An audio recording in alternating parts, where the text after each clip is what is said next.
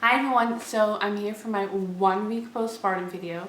It is actually 1 week and 2 days ago I gave birth, but that's the way it goes now. So if you haven't watched my labor and delivery video, I suggest you go watch that one because I'm picking up this video where I left off that video.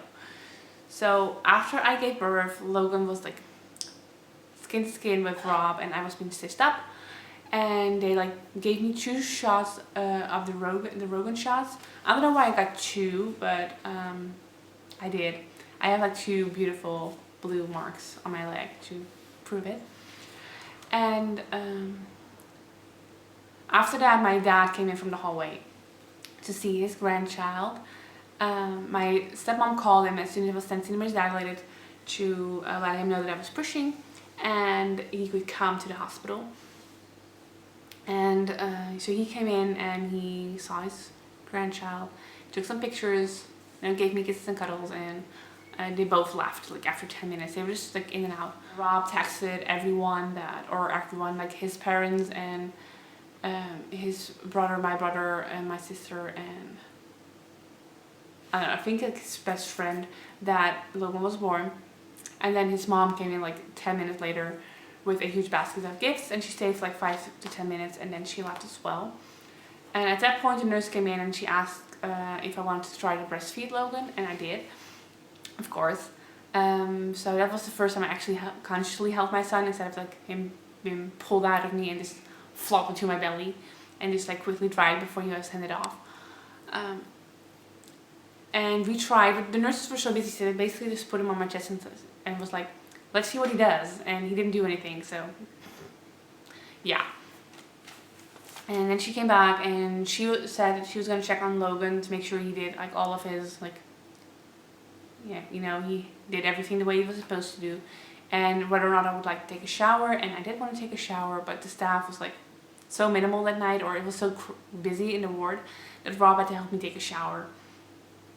And he did a really good job though, but I wish the nurse would have done it so Rob could stay with Logan.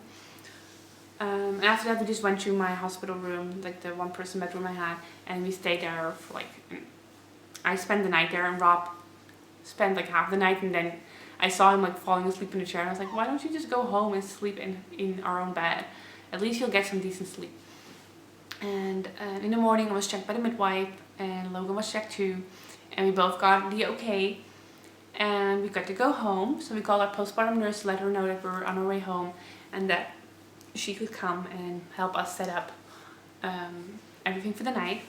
And we wanted to have his crib into our room so we could because I wanted to breastfeed and didn't want to go all the way to his room every single time, and just I don't know, I think he's so tiny too. I don't want to I don't know. I just like the idea of rooming in, as we call it here. It's co-sleeping in the same room. It's not in the same bed. But the postpartum nurse was like, why don't you just put the stroller with the bassinet next to your bed instead of the actual crib, which we have been doing, and we ended up having to switch it to Rob's side because I could not get out of bed with the stitches I had. So we've been kind of switching him to Rob, and then whenever he cries, Rob gives him to me, and we try to breastfeed. And until 2 or 3 days ago, where I just moved him to my side of the bed because I was able to get in and out of bed without too much pain, and it was just easier to rock him to sleep, and because he had to go to work during the day, so it was really sad. I was really tired. So that Friday, so the first day, Logan didn't really latch onto the boob, so I had to pump from Saturday on. So day 2 we rented a medical breast pump, and I started pumping, and the first time I actually already got 10 cc's, which I was really happy about. And every single time I pumped, we would give him something. We would give it to him, and if he was still hungry, we would substitute with formula.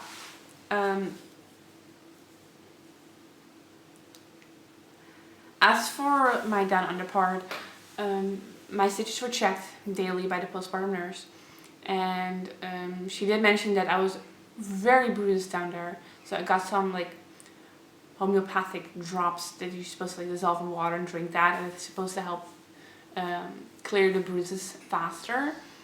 And other than that, I just had a plastic cup from the hospital that I could just pour water in every single time I went to the bathroom. Which was really nice. Like I would just constantly like take water and just like flush it, even if I was like not even peeing, because I just loved the feel of the cold water running against my stitches.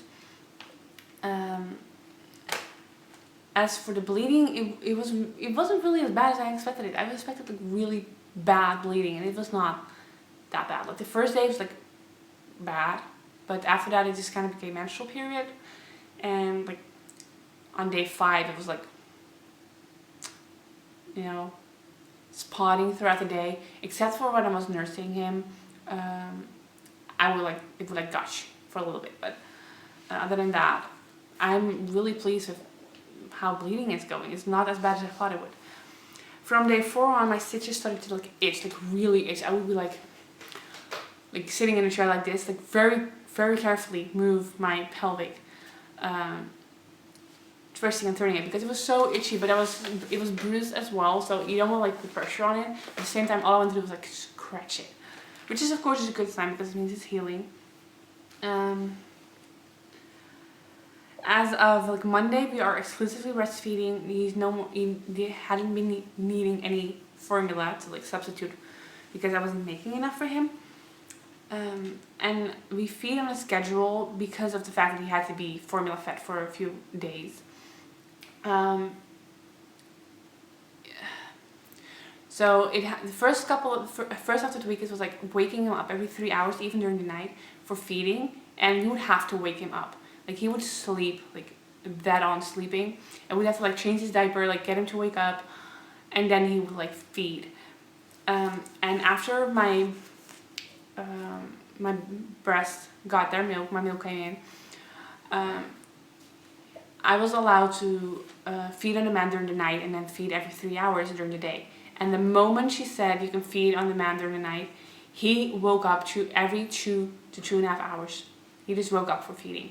It's like, dude, now you can go and now you can just keep on sleeping. You're just gonna wake up on your own. It's really frustrating. But at the same time, I'm glad he is coming for milk, because during the day he still sleeps. Basically, he rarely comes during the day.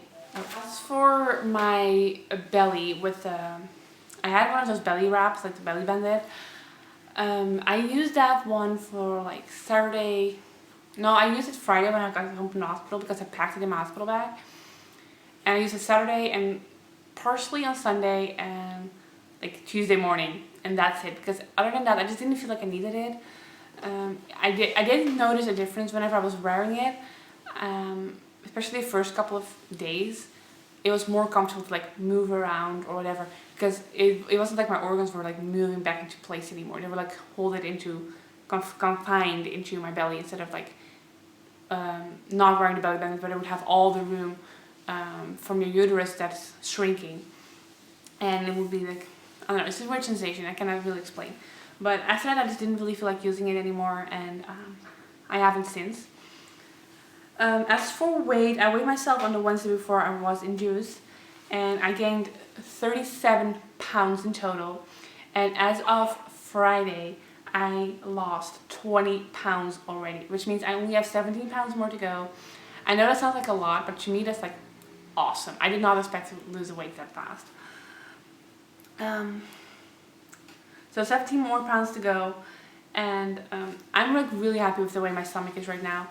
I did not expect it to look like this for another 5 weeks, and that's like, and then I would have to like exercise, like tone it up and like whatever. And when I'm saying I expected it, I was like hoping it would look this good in 5 more weeks, and it looks pretty awesome. I did, however, got some few more stretch marks since the last time I made like an actual vlog, like in my own home. And I don't know, like I told Rob, I was like, I must have gotten them like when I was pushing, because I don't remember seeing them before then. And he was like, no, they were there, I just didn't told you because I didn't want to get you upset or something. And they're not like big or anything, they're just on the sides a little bit more. So yeah, that's basically it for this video. I'm going to show you guys my 1 week postpartum belly. So this is with the shirt down. But as you can see, I kind of still have like this mesh thing. But the postpartum nurse checked me the last day she was here, and my uterus was already back into, it's like behind my pelvic bone, so that's good. And it's getting harder, like less squishier by the day. Like in the beginning it was like really jelly looking, and right now it's just somewhat firm. Not really, actually. This is my huge stretch mark that everyone could see. And then I have one over here, or actually there's two. And I have one or two on the other side as well. That apparently Rob didn't want to tell me about. And my belly button is actually like going back inside already. It's just this part is like squishy still. And this is, we need to work on those too. But I do not think this is a horrible belly for 1 week postpartum. I actually think I'm really lucky that it already looks like this. That's it for this video, and I will talk to you guys for Logan's 1 week update. Bye everyone.